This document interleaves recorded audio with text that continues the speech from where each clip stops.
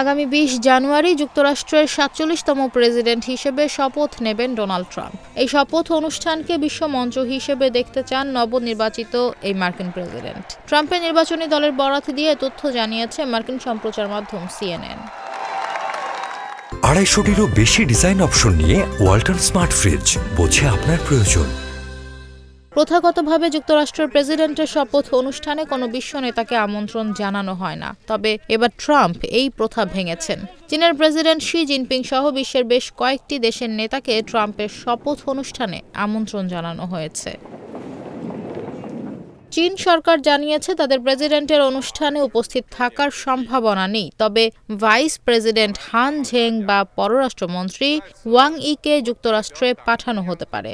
ট্রাম্পের শপথ অনুষ্ঠানে আরও থাকছেন আর্জেন্টিনার রাষ্ট্রপতি জাভিয়ের মাইলি, ইতালির প্রধানমন্ত্রী জর্জিয়া মেলোনি সহ আরও অনেক বিশ্ব নেতা। ভারত থেকে যাচ্ছেন দেশটির পররাষ্ট্রমন্ত্রী এস জয়শঙ্কর। মার্কিন প্রেসিডেন্ট নির্বাচিত হওয়ার পর ডিসেম্বরে ফ্রান্সে পুনর্নির্মিত নটরডেম গির্জার পুনরায় উদ্বোধনী অনুষ্ঠানে যোগ দিয়েছিলেন ট্রাম্প। ওই অনুষ্ঠানে ৮০টি দেশের নেতারা উপস্থিত ছিলেন। ট্রাম্পের নির্বাচনী দলের পক্ষ থেকে বলা হয়, প্রেসিডেন্ট তার শপথ অনুষ্ঠানটি তেমনই করতে চান।